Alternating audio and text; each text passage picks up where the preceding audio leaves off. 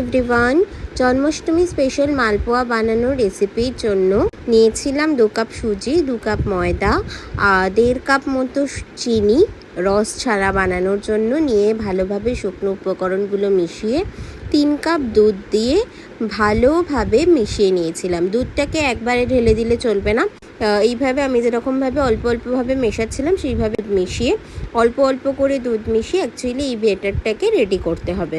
ব্যাটারটার দেখো কনসিস্টেন্সিটা ঠিক এরকম রাখতে হবে। প্রথমেই খুব পাতলা করে দিলে হবে না, আবার খুব মোটা করলেও হবে না। কনসিস্টেন্সিটা ঠিক এই রকমই রাখতে হবে যেরকম আমি দেখাচ্ছি দেখো। তারপরে অ্যাড করেছিলাম 1 টেবিল স্পুন মতো তোমার ভাজা মৌরি, স্বাদ মতো নুন, আর দিয়েছিলাম 1 চামচ ঘি, আর একদম অল্প একটুখানি গোলাপ জল। গোলাপ জল দেওয়া হয় অ্যাকচুয়ালি ময়দার যে গন্ধটা বেরোয় সেই গন্ধটা যাতে না বেরোয় সেই জন্য।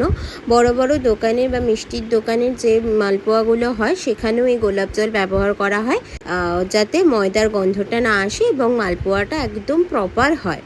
এইভাবে সবটা মিশিয়ে নিয়ে 1 আওয়ার রেস্টে রাখতে হবে, রাখলেই বাটার রেডি। এরপরে কড়াইতে তেল গরম করে মালপোয়াগুলো এইভাবে ছেড়ে ফুলে ওপরে ভেসে উঠলেই মালপোয়ার ওপর দিয়ে এরমভাবে তেল ছেড়ে ছেড়ে মালপোয়াগুলোকে লাল লাল করেই ভেজে নিলে রেডি হয়ে যাচ্ছে মালপোয়া। সবাই বানিও, যদি ভালো লাগে অবশ্যই লাইক কমেন্ট করো। চলো টাটা, বাই।